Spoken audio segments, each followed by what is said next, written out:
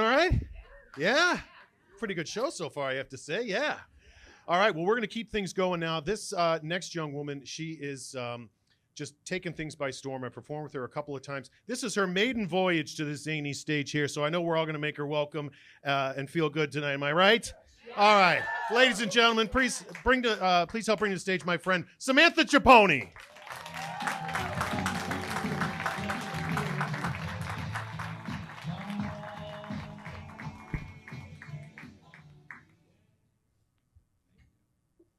Hello, everyone. My name is Sam. Hi. And I have anxiety.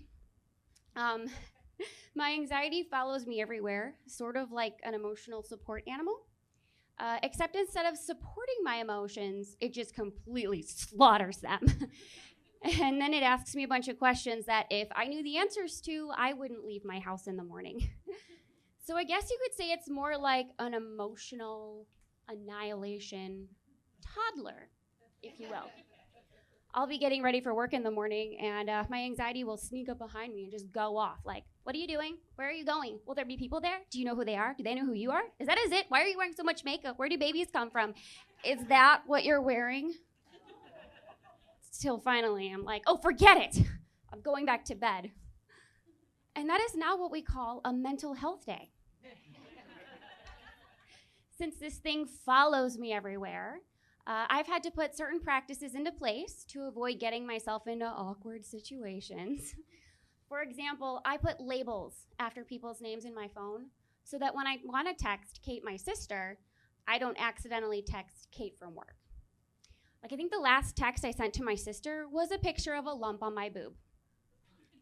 Okay, fine, it was on my vagina, whatever. The point is, can you imagine if I had sent that to Kate from work? I can't because I have anxiety, hence the labels. Unrelated, but I also sent a bag of dicks to my sister in the mail.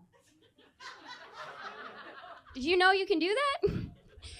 You can go online and order a bag of gummy penises and send them to anyone anonymously. And it comes with a little card that says, eat a bag of dicks. I mean, my therapist keeps telling me to try new things.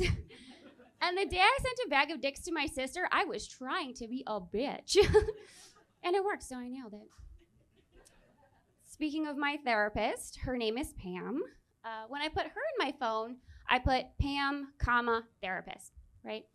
But because our phones track our behavior now, and I listen to way too many true crime podcasts, it auto-corrected to say Pam, the rapist. Sad part is I didn't fix it right away.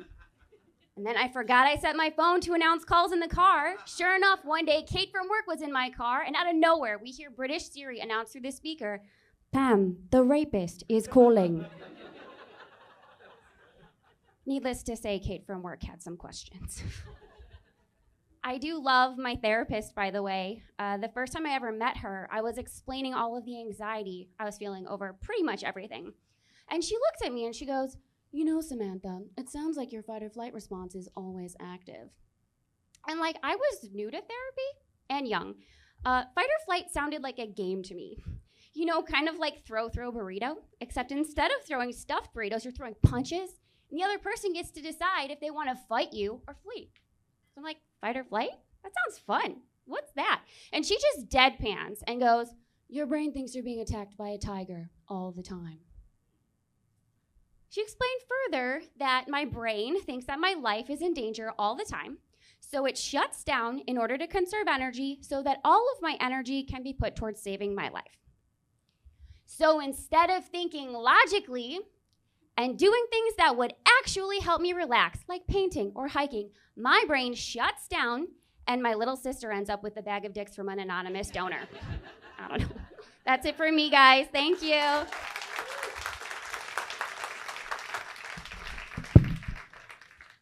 Samantha Ciappone, ladies and gentlemen. Keep it going. I did not do that well my first time.